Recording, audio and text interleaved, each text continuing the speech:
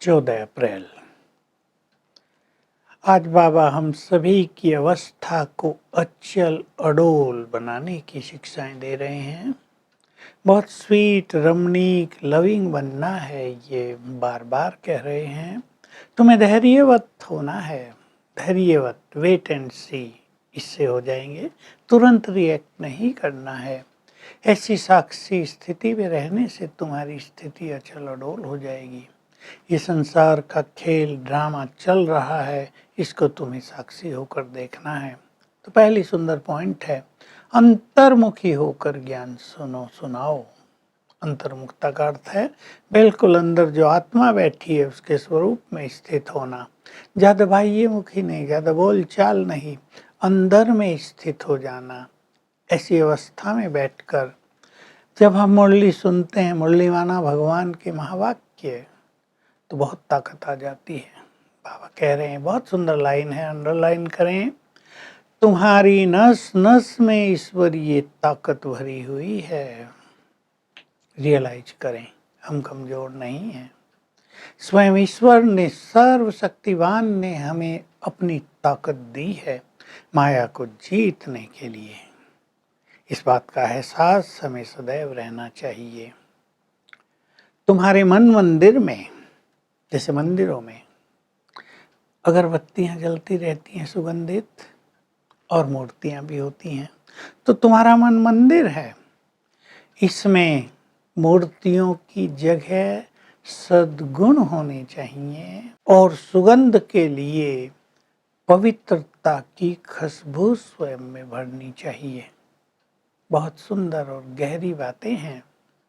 सद्गुण बाबा कह रहे हैं, निर्मोही, निस्वार्थ स्थिति, निर्लोभ स्थिति, निरहंकारी स्थिति, संतुष्ट स्थिति, सरल चित्त अवस्था, ये हमारे सद्गुण हैं। एक दूसरे को रिगार्ड देना, लव से रिगार्ड देना।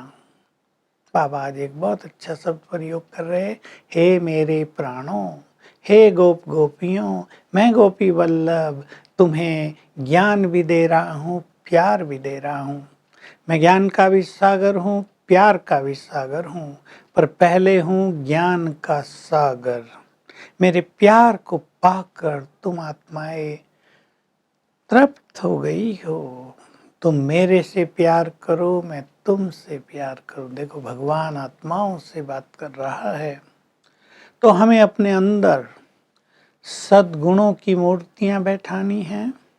पहली बात बाबा ने बोली, निर्लोभ। संसार में लोभ बढ़ रहा है, दूसरों का धन भी मेरा हो जाए, लूट खसोट बढ़ रही है, इससे दुख शांति हो रही है। जिनसे लिया जा रहा वो परेशान, लेकिन जिनके पास आ रहा वो गलत धन उन्हें भी दुखी कर रहा है। तो हमें निर्लोभ होना है, संतुष्ट आत्मा। जो हमारे पास है वही बहुत है। इच्छाओं का तो कहीं अंत नहीं है। इच्छाएं मनुष्य को लोभी बनाती हैं और फिर धन इकट्ठा करने की इच्छा होती है। और धन कैसे पाप कर्मों से इकट्ठा किया जाता है। संसार में दुख, शांति, रोग, शोक सब इससे बढ़ रहे हैं। निर्लोभ, निस्वार्थ। स्वार्थ में तो सारा संसार जी रहा है। तुलसीदास भी कह गए, सभी लोग एक दूसरे से प्यार कर रहे हैं स्वार्थ के कारण। ये कलयुग की स्थिति हो गई है। लेकिन भगवान के बच्चों को निस्वार्थ बनना है, सेवा भी करनी है निस्वार्थ भाव से, निर्मोही बनना है। ये इन गुणों की चर्चा आज कर रहे हैं बाबा। मोह मनुष्य के दुखों का बड़ा कारण बन गया है। हमें आत्मिक दृष्टि बनाकर अपने को निर्मोही बनाते चलना है। और निरहंकारी स्थिति, ये बहुत स्वीट स्थिति है, निर्माण स्थिति। जैसे हमारा बाप शिव बाबा भगवान सागर है, अहंकार नहीं है, निरहंकारी उसकी महिमा भी गाया जाता है। सबसे अधिक बुद्धिमान है, बुद्धिमानों का बुद्धिमान, बुद्धि का दाता, लेकिन कोई अहंकार नहीं। सर्व खजानों का मालिक पर भोलानाथ कहा जाता है।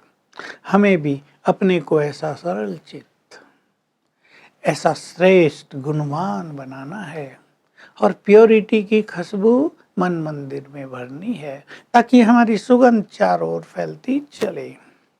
किसी के लिए भी हमारे मन में गलत वाइब्रेशंस होते हैं तो वो चारों ओर फैलते हैं, उस व्यक्ति तक जाते हैं, अशांति होती है, वातावरण दूषित होता है। भगवान ने आकर हमें प्योरिटी की सुगंध प्रदान की है। सबसे सुगंधित अगरबत्ती प्योरिटी है जो जीवन में सुगंध भर देती है। वो अगरबत्ती, वो गए धूप आदि या स्प्रे, वो तो सब बाह्य वातावरण को अल्पकाल के लिए सुगंधित करते हैं, लेकिन प्योरिटी हमारे मन को सदा काल के लिए सुगंधित करती है, हमारे जीवन को सुगंधित करती है। इसलिए प्योरिटी की शक्ति को बढ़ाते चलें। बाबा कह रहे हैं बहुत गुह्य बात, तुम्हारे नेगेटिव वाइब्रेशंस दूसरों का कल्याण कर देते हैं।